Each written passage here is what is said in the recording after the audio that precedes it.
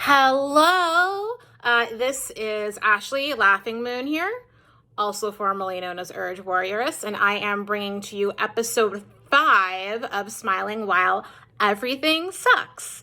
Now, episode 4, I had difficulty loading to Instagram. It is on YouTube, though. If you look on the Laughing Moon YouTube page, and hopefully there will be no issues with putting this to IG. So the title for episode 5 is Multiple Medical and Mental Health Stuff Monday. In Multiple Medical and Mental Health Stuff May. So what does that mean? Well, first off, May is Mental Health Awareness Month. And as somebody who has lived with several mental health conditions, this is always a great time for me to come forward, and share some of my own experiences around mental health. And this is kind of part of, what this series is for, how to keep your mental wellness in check when it seems like everything around you is falling apart, in the greater world. And for some people, their, their micro personal lives. So it's just a perfect time to talk about mental health. Motivation Monday is a big thing, around the internet. And especially around recovery circles. So I decided, to do an M play on the Mondays in May. And multiple medical and mental health stuff. That is what is on my mind today. I had an appointment with my psychiatric nurse practitioner. Yes, I do see a psychiatric nurse practitioner for medication. And I'm sharing that to end the stigma around that. I'm proud of myself that I take care of myself by going to see Psych NP. One of the conditions I have that I take medication for is ADHD, Attention Deficit Hyperactive Disorder. And part of what happens in ADHD is that the brain does not utilize certain neurotransmitters in an optimal way. When we talk about things like mood and attention and judgment, we're talking about 3 neurotransmitters. We're talking about dopamine, we're talking about serotonin, and we're talking about norepinephrine. I don't even know if I said the norepinephrine right. But for the purposes of this conversation, we're going to go ahead and call it norepinephrine, right? So those are, 3 different neurotransmitters in the brain that are crucial in determining things like concentration, mood, impulsivity, hyperactivity, how we perceive things, like how the ways we learn, right? The ways we take in information, the ways we react to stimuli, right? All of that is involved in that. And which, by the way, this is something that I think is a huge hole in this whole field. I did not know that I had ADHD until I was 33, and I was in a position where I could pay $350 out of pocket to get a new kind of genetic testing done that's being done in psychiatric settings for those who can afford it, right? That's always a caveat with U.S. healthcare, right? For those who can afford it, a lot of insurances are not paying for this yet, but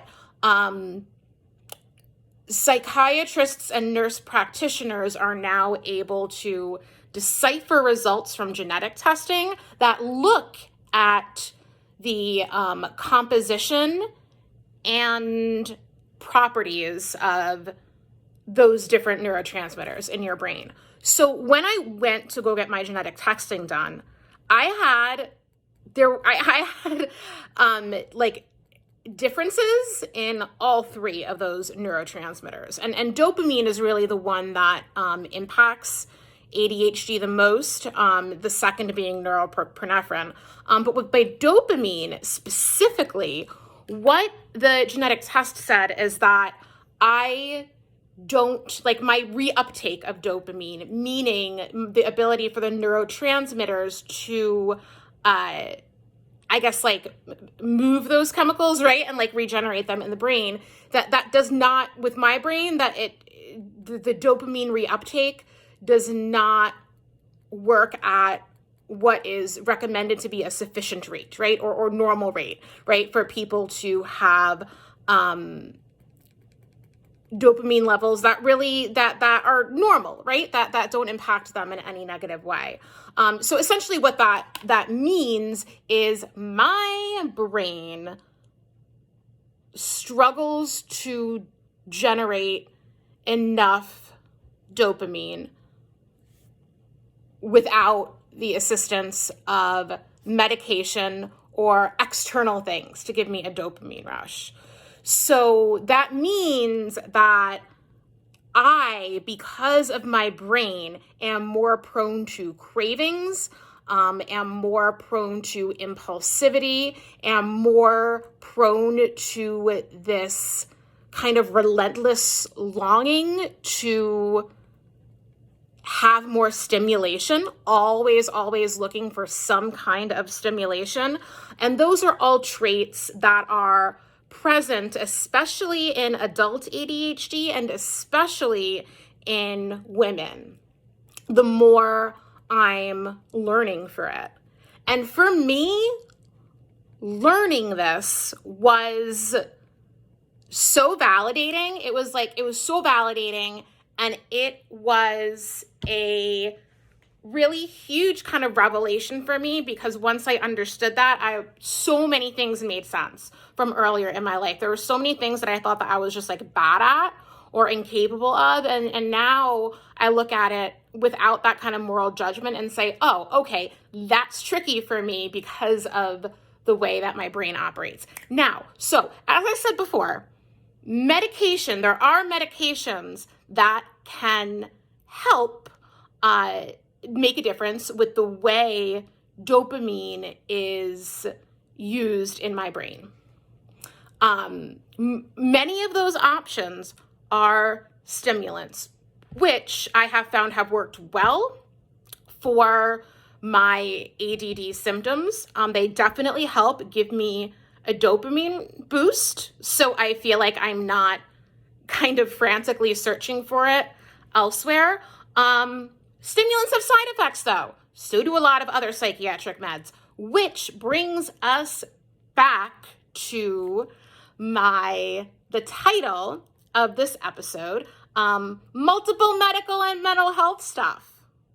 Because once you have like at least one other thing, right? Like, for example, I have ADHD, but I also have an anxiety disorder. Sometimes I have depression. I have chronic fatigue stuff. And I have, for medical conditions, I have asthma, right? So like all of that needs to be taken into consideration when going on a new medication, off medication, adjusting medications. So the solution is not always simple as take medication, right? Because there's all of these other nuances with, is the improvement from the medication worth the side effects, right?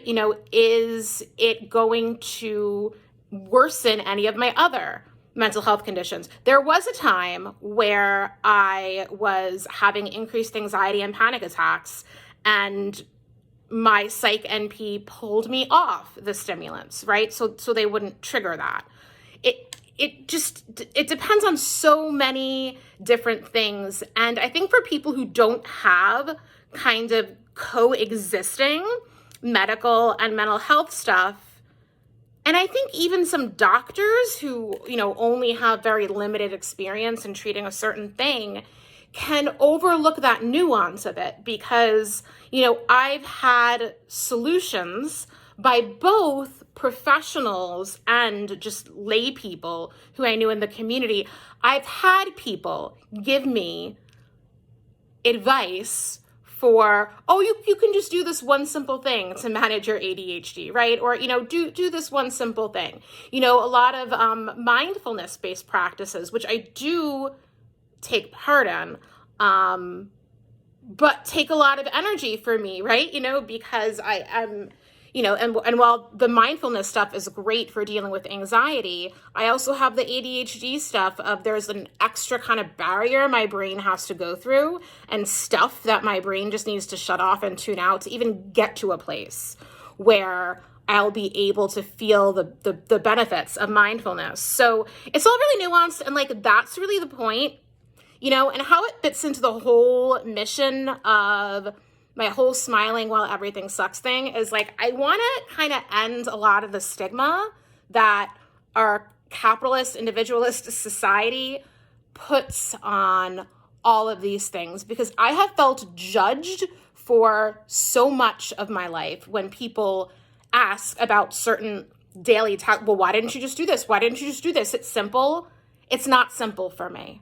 It's not simple for me. Things like following directions, following a recipe, especially when it's very detail oriented and I just do not have any use for like that level of detail, in what I'm doing. It's, following a manual to put together furniture. I just can't do it. I can't process it. I can't execute it.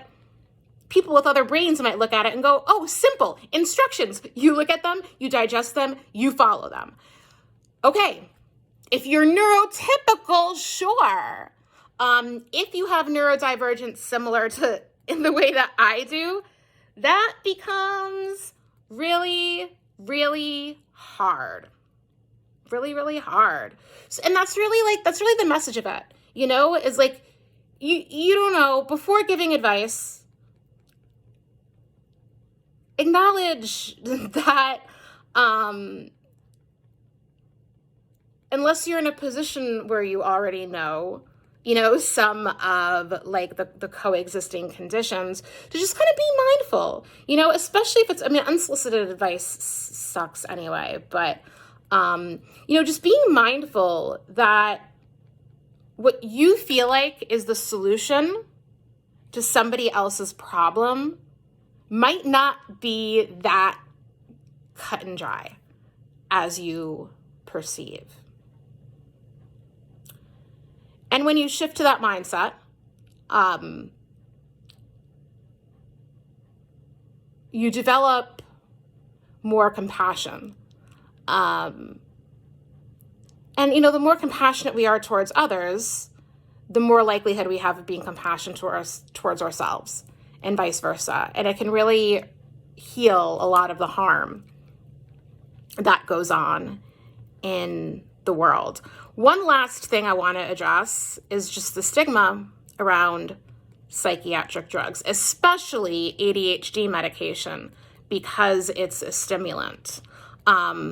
Back to the multiple medical and mental health things, and this is the last point that I'm going to leave you with, and then I'll wrap up. But so I have been, like I said, on and off of stimulants a couple of times. One was because of panic attack issues. Another time was because I had gone to my primary care doctor in the middle, and let's remember the context here, in the middle of a time where I was highly stressed at a former job and having frequent panic attacks. And she had recommended that I go off the stimulant because my heart rate was high. I was in a very anxious state, when I went in there, and I kind of blindly, I heard heart problems, and I freaked out, and I like blindly stopped taking the stimulant because I didn't want to have a heart attack. But like, I go back and critically think about it. And here's the thing that people with like multiple chronic stuff are just faced with, that if you don't have to deal with this, it's hard for you to get. But, if I was faced with a choice, like stop taking stimulants or risk having heart problems, it's a tough decision, because if I stop taking stimulants, I don't know if I'm going to find another medication that works like that, right? So it's like, if I stop taking stimulants, then I have this deficit where I'm having a lot of trouble functioning in a capitalist society where my survival depends essentially upon my work output. And it's hard for me to have this work output if I don't have this chemical that at least partially and temporarily fixes the deficits in my brain that keep me from moving. It's like, all right, well, you know what? If I have heart problems down the line, I have heart problems down the line. You know what I mean? Like, this is, given those two consequences, the healthier choice for me is staying on them. To other people, that might not sound like a healthy choice, particularly because of the stigma around drugs, and particularly because stimulants aren't perfect. They have their own risks. But I'm at a point where I have enough insight regarding personal growth and also knowledge of these medications and my condition that I feel like I'm in a place where I can kind of trust my own intuition for this specific issue, because living with a dopamine imbalance is challenging. And if there's something out there that can help me with that, even though stimulant is a scary word, to a lot of people, like if there's something out there that can help me with that, I'm going to do it, even if it might put me for some risk in other areas, because the benefits outweigh those possible future consequences. I don't know about possible future consequences, I try to take care of my heart as best as I can in other ways, but I don't know how it's going to play out. What I do know, though, is the here and now, what's happened until now, and how much better my health is when my brain is at optimal functioning. So that's all for today. Thank you so much for listening. Hope you enjoy the rest of your Monday, and I will be back soon with more.